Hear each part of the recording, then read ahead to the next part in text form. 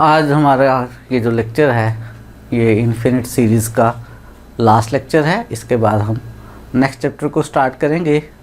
आज के लेक्चर में हम डिस्कस करेंगे कि अल्टरनेटिंग सीरीज़ कहते किसको हैं। फिर अल्टरनेटिंग सीरीज़ टेस्ट डिस्कस करेंगे जो हमें हेल्प करेगा अल्टरनेटिंग सीरीज़ की कन्वर्जेंस चेक करने में, और फिर उस टेस्ट को अप्लाई करके कुछ क्वेश्चंस को सॉल्व करेंगे। तो स्टार्ट करते हैं आज का लेक्चर। सबसे पहले हम बात करना चाहते हैं कि अल्टरनेटिंग सीरीज़ होती क्या है। अगर हमारे पास एक सीक्वेंस हो, फ़र्ज़ करें हमारे पास एक सीक्वेंस है xn और ऐसी सीक्वेंस है जिसमें रियल नंबर्स हैं और वो सारे रियल नंबर्स ग्रेटर देन 0 हैं। अगर हमारे पास एक सीक्वेंस xn है रियल नंबर्स की जिसकी सारी टर्म्स ग्रेटर देन 0 हैं या लेस देन 0 हैं, ऐसी सीक्वेंस की मदद से हम एक अल्टरनेटिंग सीक्वेंस बनाने लगे हैं। अल्टरनेटिंग सीक्वेंस हम ऐसी सीक्वेंस को कहेंगे जिसकी एक टर्म पॉजिटिव हो और एक टर्म नेगेटिव हो।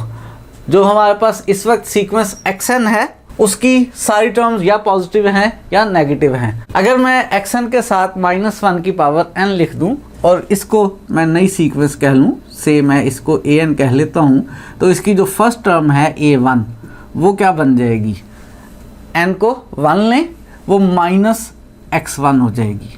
जो सेकंड टर्म है a2, n को 2 लेंगे माइनस का स्क्वायर प्लस हो जाएगा, ये x2 हो जाएगी।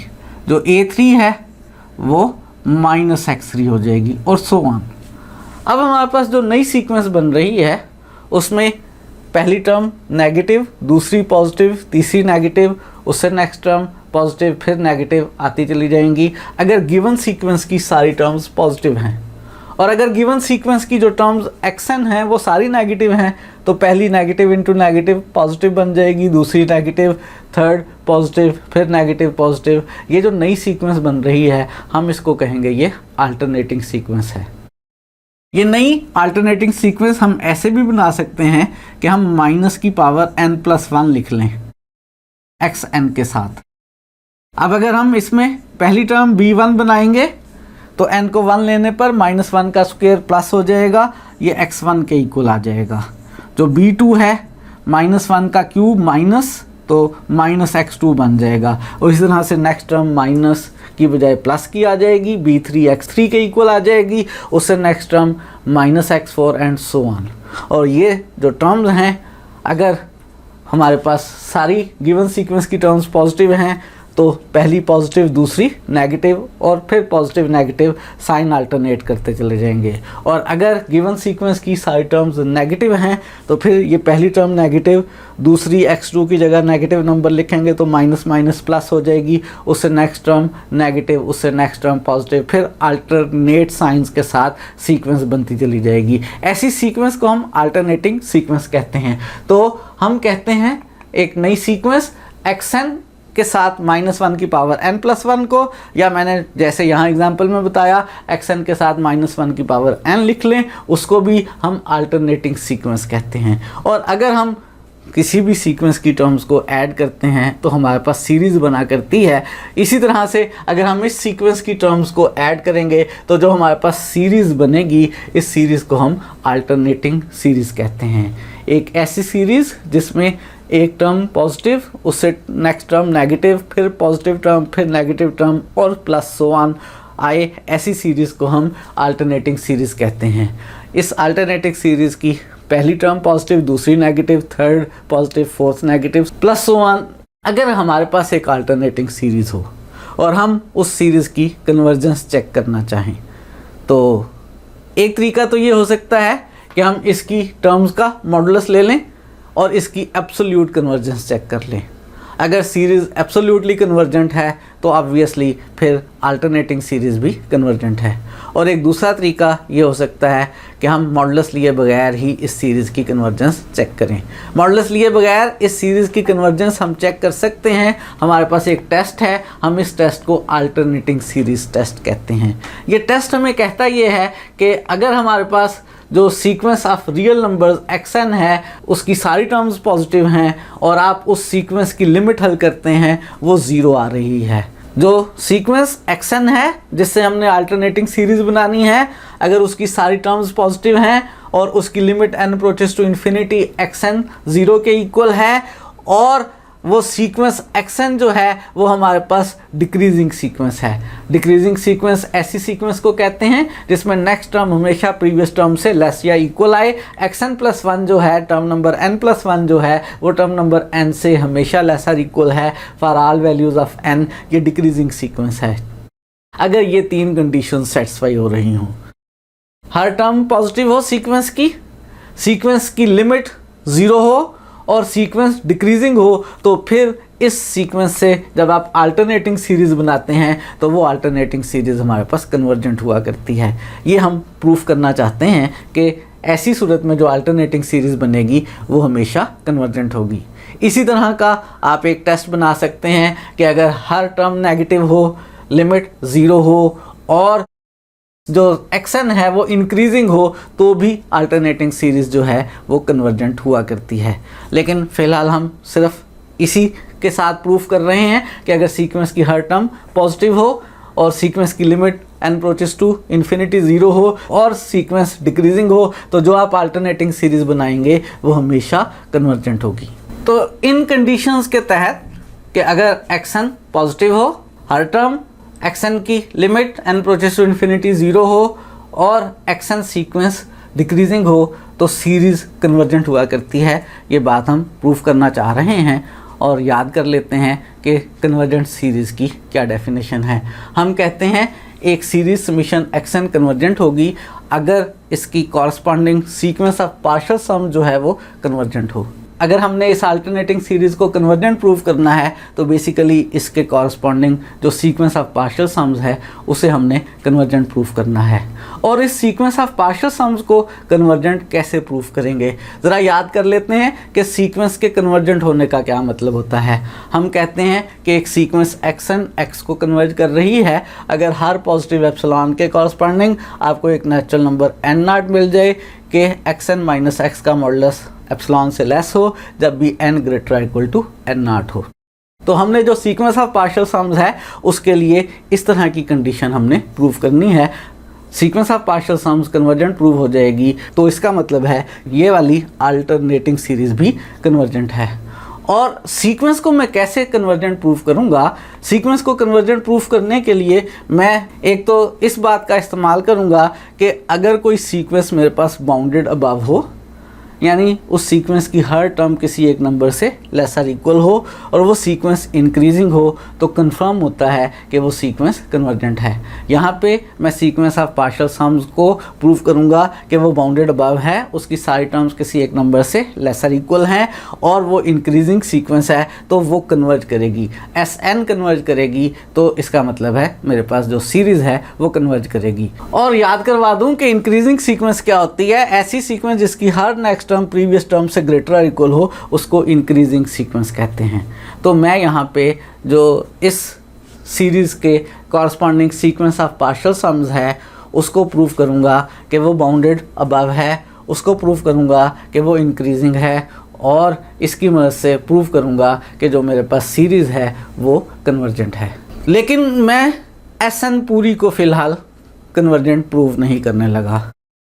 हमारे पास जो सीक्वेंस ऑफ पार्शियल सम्स बनेगी वो भी पॉजिटिव और नेगेटिव टर्म्स के सम से बनेगी, क्योंकि मेरे पास जो सीरीज़ है वो अल्टरनेटिंग सीरीज़ है। मैं इसकी एक सब सीक्वेंस को कन्वर्जेंट प्रूफ करूँगा और उस सब सीक्वेंस को कन्वर्जेंट प्रूफ करूँगा जो इवन नंबर टर्म्स से बनेगी। यानी अगर मैं सीक्वेंस ऑफ पार्शियल सम्स को Sn कह रहा हूँ और मैं इस सीक्वेंस ऑफ पार्शियल सम्स की सब सीक्वेंस ले रहा हूँ S2 S4 S6, पहले मैं इसको कन्वर्जेंट प्रूफ करूंगा कि ये कन्वर्ज कर रही है। और कैसे कन्वर्जेंट प्रूफ करूंगा? दो बातों की मदद से कि ये इंक्रीजिंग सीक्वेंस है और ये बाउंडेड अबव सीक्वेंस है। हर वो सीक्वेंस जो इंक्रीजिंग और बाउंडेड अबव हो कंफर्म होता है कि वो कन्वर्जेंट हुआ करती है। तो हम इस बात को प्रूफ करना चाह रहे हैं कि इसकी जो सीक्वेंस ऑफ पार्शियल सम्स की सब सीक्वेंस S2, S4, S6 है वो बाउंडेड अबव है और वो मोनोटोनिक इंक्रीजिंग है, फिर कंफर्म होगा कि वो कन्वर्जेंट भी है। इसको प्रूफ करने के लिए सबसे पहले मैं इस बात का इस्तेमाल करने लगा हूँ, जो यहाँ पे हमें गिवन है कि जो xn है वो ग्रेटर और इक्वल टू xn+1 है। इसमें से xn+1 को इधर ले आएँ तो xn माइनस xn+1 हमेशा ग्रेटर और इक्वल टू 0 है। जब भी इस सीक्वेंस की किसी भी एक टर्म में से नेक्स्ट टर्म को माइनस करते हैं तो आंसर कभी भी नेगेटिव नहीं आता, क्योंकि सीक्वेंस डिक्रीज हो रही है। इसलिए जब भी किसी टर्म में से नेक्स्ट टर्म को माइनस करेंगे आंसर हमेशा ग्रेटर और इक्वल टू 0 आया करेगा। और मैं बात करने लगा हूँ कौन C sequence of partial sums की, मैं सीक्वेंस ऑफ पार्शियल सम्स की सब सीक्वेंस S2n की बात करने लगा हूँ। जो मेरे पास S2n है वो क्या बनेगी, वो बनेगी x1 minus x2 plus x3 minus x4। Series की टर्म्स अल्टरनेट हैं, n को 1 रखें तो -1 का स्क्वायर, पहली टर्म जो है वो x1 बन रही है प्लस की, दूसरी माइनस की, तीसरी प्लस की, फिर माइनस की, प्लस सो ऑन। और S2n में टोटल टर्म्स की तादाद 2n होगी, लास्ट टर्म x2n होगी जो कि यहाँ पर माइनस की आएगी। माइनस की इसलिए आएगी क्योंकि हर इवन नंबर टर्म यहाँ पे माइनस की आ रही है, तो x2n माइनस की आएगी, उससे प्रीवियस टर्म x2n-1 जो है वो प्लस की आएगी। मैं प्रूव ये करना चाहता हूँ कि ये जो S2n है ये इंक्रीजिंग सीक्वेंस है। उसके लिए मैं इसकी नेक्स्ट टर्म बनाऊँगा S2n+2 और S2n+2 में से S2n को माइनस करूंगा और प्रूव करूंगा कि S2n+2 जो है वो S2n से ग्रेटर और इक्वल है। S2n+2 बनाते हैं, उसमें शुरू में तो सारी यही टर्म्स आएंगी, x1 minus x2, x3 minus x4 plus so on, यहाँ तक 2n नंबर टर्म्स तक यही होंगी, x2n-1 माइनस x2n और प्लस उसके बाद दो टर्म्स और आएंगी x2n+1 माइनस x2n+2। और मैं S2n+2 में से S2n को माइनस करूँगा। जब S2n+2 में से S2n को माइनस करेंगे तो यहाँ तक जो सारी टर्म्स हैं ये कैंसिल हो जाएंगी और हमारे पास S2n+2 में से S2n को माइनस करके सिर्फ दो टर्म्स बचेंगी, x2n+1 माइनस x2n+2। तो हमारे पास माइनस करने के बाद S2n+2 माइनस S2n जो है वो इक्वल आ गया x2n+1 माइनस x2n+2। और ये जो आंसर है ये हमेशा ग्रेटर और इक्वल टू 0 है, क्योंकि हमें गिवन है कि जो xn सीक्वेंस है वो डिक्रीजिंग सीक्वेंस है। इसमें हमेशा नेक्स्ट टर्म जो है टर्म नंबर 2n+2 जो है वो टर्म नंबर 2n+1 से लेस होगी, तो x2n+1 माइनस x2n+2 का आंसर ग्रेटर और इक्वल टू 0 आएगा। और ये तमाम नेचुरल नंबर्स के लिए होगा। और यहाँ से हम ड्राइव कर सकते हैं कि S2n को राइट साइड पर ले जाएं तो S2n+2 हमेशा ग्रेटर इक्वल टू S2n है। और ये तमाम नेचुरल नंबर्स के लिए है। जो सब सीक्वेंस इवन नंबर टर्म्स की है उसकी नेक्स्ट टर्म प्रीवियस टर्म से ग्रेटर इक्वल है। इसका मतलब है जो मेरे पास सब सीक्वेंस S2n है वो एक मोनोटोनिक इंक्रीजिंग सीक्वेंस है। मैंने प्रूव कर लिया कि जो सब सीक्वेंस S2n है वो मोनोटोनिक इंक्रीजिंग सीक्वेंस है। अब मैं प्रूव करूँगा कि यही सीक्वेंस S2n जो है ये बाउंडेड भी है। उसके लिए इसकी टर्म जो S2n है मैं इसको दोबारा से रीअरेंज कर रहा हूँ और थोड़ी सी ब्रैकेट्स को चेंज कर रहा हूँ। x1 मैंने पहले लिख ली, फिर इसके बाद जो मेरे पास next term minus x2 plus x3 थी उसमें से मैंने माइनस कॉमन ले लिया और x2 माइनस x3 कर लिया। उसके बाद जो मेरे पास term minus x3 plus x4 थी उनमें से माइनस कॉमन ले लिया और minus into x3 minus x4 बन गया। इसी तरह से अरेंज करता चला गया। लास्ट टर्म माइनस x2n और उससे प्रीवियस टर्म जो है वो भी माइनस के साथ कॉमन लेके x2n minus 2 minus x2n minus 1। x1 positive है, x2 माइनस x3 ये भी पॉजिटिव है। पॉजिटिव इंटू माइनस ये ओवरऑल माइनस बन रहा है।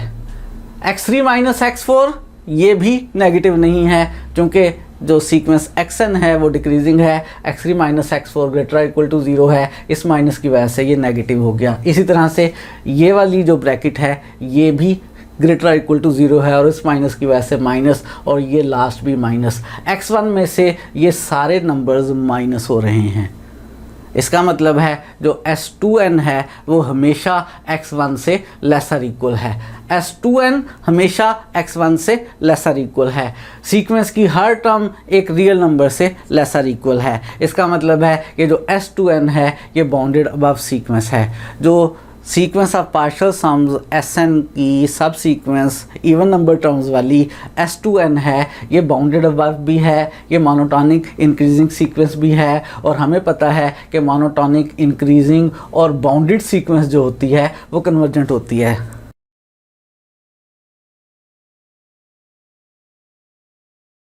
हमें पता है कि मोनोटॉनिक इंक्रीजिंग और बाउंडेड अबव सीक्वेंस जो है वो कन्वर्जेंट होती है। तो इसका मतलब है S2n जो है वो हमारे पास कन्वर्जेंट है। S2n कन्वर्जेंट है, किस नंबर को कन्वर्ज कर रही है हम ढूंढ सकते हैं। फ़िलहाल हमें उस नंबर से कंसर्न नहीं है। हम कोई सा भी नंबर सपोज कर लेते हैं। हम सपोज कर लेते हैं कि जो S2n है वो S को कन्वर्ज कर रही है। जो S2n है वो S को कन्वर्ज कर रही है, लेकिन मुझे प्रूव करना है कि जो Sn है वो कन्वर्ज कर रही है। अब नेक्स्ट स्टेप बेसिकली मेरे पास ये है कि मैं प्रूव करूँगा कि जो Sn है वो इसी S को कन्वर्ज कर रही है जिसको S2n कन्वर्ज कर रही है।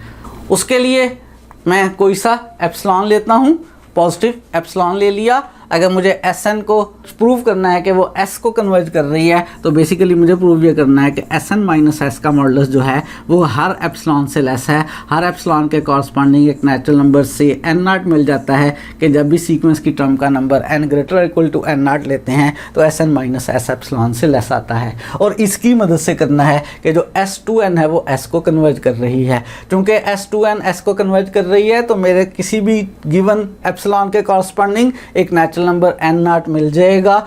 किस खूबी के साथ? इस खूबी के साथ कि S2n माइनस S का मॉडुलस एप्सिलॉन बाय 2 से लेस होगा। S2n माइनस S का मॉडुलस एप्सिलॉन बाय 2 से लेस आ रहा है, लेकिन मुझे Sn माइनस S का मॉडुलस को एप्सिलॉन से लेस प्रूफ करना है।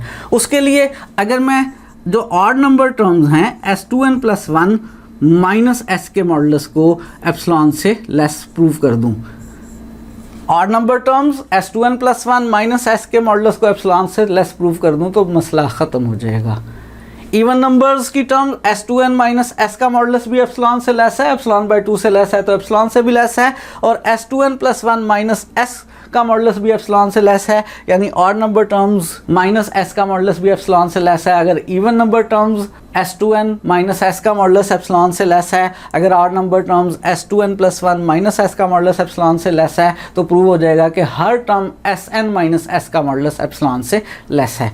तो कोई सा एप्सिलॉन लिया है, S2n चूँकि S को कन्वर्ज कर रही है तो इस एप्सिलॉन के कॉरस्पॉन्डिंग एक नेचुरल नंबर n0 मिल जाएगा कि S2n minus S less than आएगा एप्सिलॉन बाय 2 से। और S2n माइनस S के मॉडुलस को लेस प्रूफ करने के लिए मैं फ़िलहाल इस बात का भी इस्तेमाल करने लगा हूँ कि मुझे गिवन ये है कि जो सीक्वेंस Xn है वो कन्वर्ज कर रही है। चूँकि मेरे पास सीक्वेंस Xn जो है वो 0 को कन्वर्ज कर रही है तो किसी भी एप्सिलॉन के कॉरस्पॉन्डिंग इसके कॉरस्पॉन्डिंग भी मुझे एक नेचुरल नंबर मिलेगा। तो इस गिवन एप्सिलॉन के कॉरस्पॉन्डिंग नेचुरल नंबर से n1 एग्जिस्ट कर रहा है, इस खूबी के साथ कि Xn माइनस 0 का मॉडुलस एप्सिलॉन बाय 2 से लेस आ गया। Xn माइनस 0 का मॉडुलस एप्सिलॉन बाय 2 से लेस आ गया उन तमाम नंबर्स n के लिए जो n1 से ग्रेटर इक्वल हैं। मैं इसको ऐसे भी कह सकता हूँ कि Xn का modulus less than epsilon bye 2 आ गया। मुझे basically S2n plus 1 minus S के मॉडुलस को एप्सिलॉन से लेस प्रूफ करना है। उसके लिए मुझे इस इनइक्वालिटी को भी इस्तेमाल करना होगा और इस इनइक्वालिटी को भी इस्तेमाल करना होगा। और याद रहे जब भी आपने दो इनइक्वालिटीज़ को इस्तेमाल करना होता है, एक इनइक्वालिटी नेचुरल नंबर से n0 से ग्रेटर इक्वल के लिए ट्रू है, दूसरी इनइक्वालिटी उन नेचुरल नंबर्स n के लिए ट्रू है जो n1 से ग्रेटर इक्वल हैं, तो दोनों इनइक्वालिटीज़ किन नेचुरल नंबर्स के लिए ट्रू होंगी। हम इसको बहुत दफ़ा कह चुके हैं, अगर इन दो नेचुरल नंबर्स n1 और n0 में से मैक्सिमम वाले को मैं अगर n स्टार कह लूँ तो हर वो n जो n स्टार से ग्रेटर इक्वल है उसके लिए 1 भी होल्ड कर रही है और 2 भी होल्ड कर रही है। अब मैं 1 और 2 का इस्तेमाल करूँगा और उन तमाम नेचुरल नंबर्स n के लिए इस्तेमाल करूँगा जो n स्टार से ग्रेटर इक्वल हैं, जहाँ पे n स्टार मेरे पास n1 और n में से मैक्सिमम वाला नंबर है। उसके लिए चूंकि मुझे प्रूव ये करना है कि S2n माइनस एस का मॉडुलस लेस देन एप्सिलॉन है, S2n माइनस एस के मॉडुलस को मैं लिख रहा हूँ S2n plus x2n plus 1 minus S.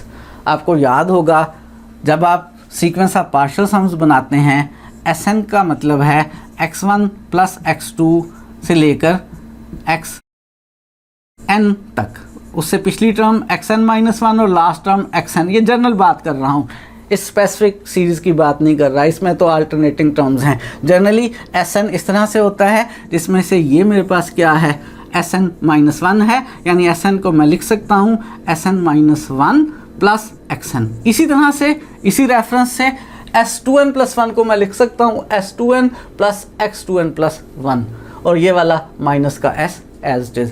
अब इस मॉडुलस को मैं अलग अलग करने लगा हूँ, इसको मैं लिख रहा हूँ S2n माइनस एस का मॉडुलस प्लस x2n प्लस 1 का मॉडुलस। मैंने ट्राइंगुलर इनक्वालिटी इस्तेमाल की है, x प्लस वाई का modulus lesser equal to x modulus plus y modulus. इस माइनस s को पहले लिख लिया है, S2n माइनस एस इकट्ठा कर लिया है, तो ये वाला मॉडुलस लेसर इक्वल है ट्राइंगुलर इनक्वालिटी की वजह से S2n माइनस एस का मॉडुलस प्लस x2n प्लस 1 का मॉडुलस। हर xn का मॉडुलस एप्सिलॉन बाय 2 से लेस है, तो x2n प्लस 1 का मॉडुलस भी एप्सिलॉन बाय 2 से लेस होगा, और S2n माइनस एस का मॉडुलस भी एप्सिलॉन बाय 2 से लेस है। मैं इन 1 और 2 दोनों को इस्तेमाल करने लगा हूँ, और चूंकि दोनों को इस्तेमाल कर रहा हूँ तो ये उन नेचुरल नंबर्स के लिए ट्रू होंगी जो n स्टार से ग्रेटर इक्वल हैं। 1 और 2 का इस्तेमाल करते हैं, इसकी जगह एप्सिलॉन बाय 2 लिख दिया, इसकी जगह बड़ा नंबर एप्सिलॉन बाय 2 लिख लिया, और अब ये जो नई इनक्वालिटी बनी है ये उन तमाम नेचुरल नंबर्स n के लिए ट्रू है जो n स्टार से ग्रेटर और इक्वल हैं। S2n प्लस 1 माइनस एस का modulus epsilon bye 2 plus epsilon bye 2, add करने पे एप्सिलॉन बन जाएगा। S2n प्लस 1 माइनस एस का मॉडुलस एप्सिलॉन से लेस है। ये तमाम उन नेचुरल नंबर्स n के लिए जो n स्टार से ग्रेटर और इक्वल हैं। मेरे पास S2n माइनस एस का मॉडुलस ये एप्सिलॉन बाय 2 से लेस, कह सकते हैं एप्सिलॉन से लेस है, और S2n प्लस 1 माइनस एस का मॉडुलस एप्सिलॉन से लेस। अगर इवन नंबर टर्म्स के लिए S2n माइनस एस का मॉडुलस एप्सिलॉन से लेस आ रहा है, और ऑड नंबर टर्म्स के लिए S2n प्लस 1 माइनस एस का मॉडुलस एप्सिलॉन से लेस आ रहा है, तो इसका मतलब है इन दोनों को मिलाकर हम कह सकते हैं कि Sn माइनस एस का मॉडुलस एप्सिलॉन से लेस आ रहा है जब भी n greater equal to n star हो। और बात ख़त्म हो गई। क्या प्रूव हो गया कि कोई सा भी पॉजिटिव एप्सिलॉन लें आपको एक नेचुरल नंबर n स्टार मिल जाता है, कि sequence of partial sums Sn minus S का मॉडुलस एप्सिलॉन से लेस होता है जब भी n greater equal to n star हो। इसका मतलब है जो Sn है वो कन्वर्जेंट है। Sn कन्वर्जेंट है तो ये जिस सीरीज़ की सीक्वेंस ऑफ पार्शियल सम्स है वो सीरीज़ कन्वर्जेंट है, यानी गिवन अल्टरनेटिंग सीरीज़ कन्वर्जेंट है। हमने प्रूव कर लिया है कि अल्टरनेटिंग सीरीज़ जो है कन्वर्जेंट होती है अगर अल्टरनेटिंग सीरीज़ जिस सीक्वेंस से बनी है उसमें 3 खूबियाँ हों। एक ये कि सीक्वेंस xn जिससे अल्टरनेटिंग सीरीज़ बना रहे हैं उसकी हर टर्म ग्रेटर देन 0 हो। दूसरी ये कि limit n approaches to infinity xn 0 के इक्वल हो। और तीसरी ये कि जो सीक्वेंस xn है वो मोनोटोनिक डिक्रीजिंग हो। तो टेस्ट का प्रूफ हमने कर लिया है। एक एग्ज़ाम्पल करते हैं, और हमारे पास एग्ज़ाम्पल ये है कि सीरीज़ अल्टरनेटिंग है -1 की power n plus 1 over n ये सीरीज़ है। प्रूव ये करना है कि ये कन्वर्जेंट है। और अल्टरनेटिंग सीरीज़ टेस्ट ये कहता है कि अगर आपके पास सीरीज़ -1 की पावर n प्लस 1 xn है तो इस xn में 3 खूबियाँ हों कि xn ग्रेटर देन 0 हो, xn की लिमिट 0 हो, और xn प्लस 1 xn से लेसर इक्वल हो, डिक्रीजिंग सीक्वेंस हो। हम इस सीरीज़ को प्रूव करना चाहते हैं कि ये कन्वर्जेंट है। इसको कंपेयर कर लिया -1 पावर n प्लस 1 xn से, तो हमारे पास जो xn है वो 1 ओवर n के इक्वल आ गया, xn 1 ओवर n के इक्वल आ गया। ये 3 खूबियाँ मुझे चेक करनी हैं। xn अगर आप सीक्वेंस लिखें तो फर्स्ट टर्म 1 आएगी, x2 लिखें 1/2 फिर 1/3, जो सीक्वेंस xn है उसकी हर टर्म हमेशा ग्रेटर देन 0 है। ये पहली कंडीशन फुलफिल हो गई। दूसरा, लिमिट हल करते हैं, n approaches to infinity xn, हमें मालूम है इसकी लिमिट हम पहले हल कर चुके हुए हैं कि ये 0 के इक्वल है। और तीसरी बात चेक करते हैं, xn+1 जो 1/n+1 है और जो xn 1/n है, नीचे नंबर बड़ा हो गया है xn+1 में, ऑब्वियसली यहाँ xn+1 जो है वो xn से छोटी हो गई है। लेसर इक्वल आनी चाहिए थी, ये स्ट्रिक्टली लेस आ रही है। बहरहाल हमारे पास जो सीक्वेंस xn है वो डिक्रीजिंग है। सारी कंडीशंस अल्टरनेटिंग सीरीज टेस्ट की फुलफिल हो गई हैं। इसका मतलब है जो अल्टरनेटिंग सीरीज है वो कन्वर्जेंट है। एक और एग्जांपल कर रहे हैं और वो एग्जांपल ये है कि कन्वर्जेंस हमने चेक करनी है, सीरीज़ -1n log n/n है। इसकी कन्वर्जेंस हम चेक करना चाहते हैं। इसकी कन्वर्जेंस चेक करने के लिए वही तरीका है जो अभी हमने इस एग्जांपल में अडॉप्ट किया है। इसको कंपेयर कर लेते हैं, इसको कह लेते हैं कि ये इक्वल है -1n+1 xn के। ये सीरीज़ n = 2 से शुरू कर रहे हैं। n = 2 से इसलिए शुरू कर रहे हैं क्योंकि log 2 जो है वो पॉजिटिव होता है, log 1 0 होता है। और हमने ऐसी अल्टरनेटिंग सीरीज़ की बात करनी है कि उसमें जो xn है वो हमेशा ग्रेटर देन 0 हो। तो यहाँ पर xn जो है वो हमारे पास log n/n के इक्वल है।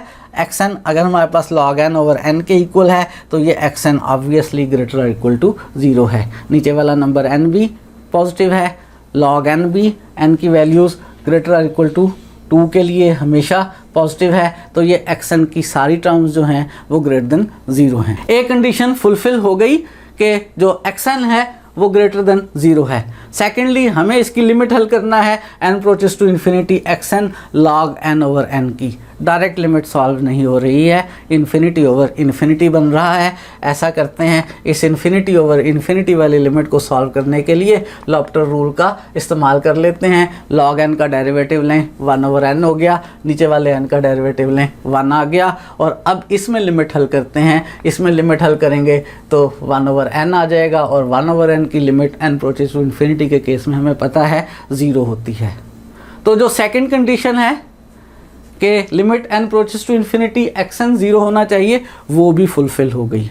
और अब तीसरी कंडीशन हमने चेक करनी है कि जो हमारे पास सीक्वेंस xn है, जिसको हमने कहा है कि वो log n/n है, ये मोनोटोनिक डिक्रीजिंग सीक्वेंस है। पिछली एग्जांपल में हमने xn+1 लिखी थी और आसानी से डिसाइड कर लिया था। यहाँ इतना आसान काम नहीं है। यहाँ हम ऐसा कर रहे हैं कि इस xn के कॉरस्पॉन्डिंग फंक्शन fx बनाते हैं और अगर वो फंक्शन डिक्रीजिंग होगा तो ये सीक्वेंस भी डिक्रीजिंग होगी। तो हम फंक्शन बना रहे हैं fx, इस सीक्वेंस की nth टर्म में जहाँ जहाँ n है वहाँ x लिखकर log x/x इसका डिक्रीजिंग होना चेक करते हैं। फंक्शन का डिक्रीजिंग होना आपको मालूम है, आसानी से चेक किया जा सकता है। कैसे? डेरिवेटिव लेकर। अगर डेरिवेटिव नेगेटिव आए तो फंक्शन डिक्रीजिंग होता है। तो हम इसका लेते हैं डेरिवेटिव।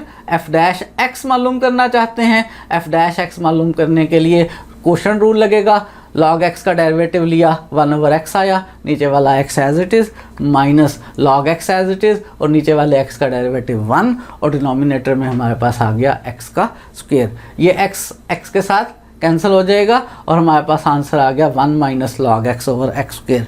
नीचे वाला नंबर तो कभी भी नेगेटिव नहीं है, ये जो 1 - log x है।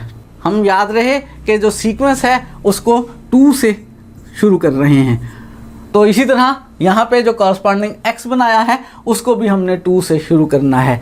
log 2 जो है वो पॉइंट्स में कोई नंबर होता है। log 2 के लिए ये वाला आंसर पॉजिटिव आ रहा है, लेकिन log 3 जो है और उसके बाद जितने भी नंबर्स का लॉग लेंगे वो हमेशा ग्रेटर देन 1 आएगा। और अगर log 3, log 4 वगैरह ग्रेटर देन 1 है तो ये नेगेटिव की टर्म बड़ी है, नेगेटिव आंसर आएगा, बशर्ते कि हम x को 3 या 3 से बड़े नंबर्स के लिए लें। तो फंक्शन का जो डेरिवेटिव है वो नेगेटिव आ रहा है। अगर हम x को 3 या 3 से बड़े नंबर्स के लिए स्टार्ट करें, 2 के लिए कंडीशन होल्ड नहीं कर रही है। लेकिन इससे पहले भी हम बहुत दफ़ा कह चुके हैं, अगर हमने किसी सीरीज़ की कन्वर्जेंस चेक करनी है और कुछ टर्म्स के बाद के लिए कन्वर्जेंट हो जाए, बाकी टर्म्स को शामिल करने के बाद भी वो कन्वर्जेंट ही होती है। तो हम अल्टरनेटिंग सीरीज़ टेस्ट का इस्तेमाल कर रहे हैं, लेकिन n को 2 की बजाय 3 से स्टार्ट कर रहे हैं। फंक्शन मेरे पास डिक्रीजिंग है, अगर फंक्शन डिक्रीजिंग है तो इसका मतलब ये कि जो सीक्वेंस xn है वो भी डिक्रीजिंग है, अगर n को हम 3 या 3 से ग्रेटर के लिए स्टार्ट करेंगे। तो हमारे पास जो अल्टरनेटिंग सीरीज़ टेस्ट की कंडीशन होती हैं वो फुलफ़िल हो रही हैं।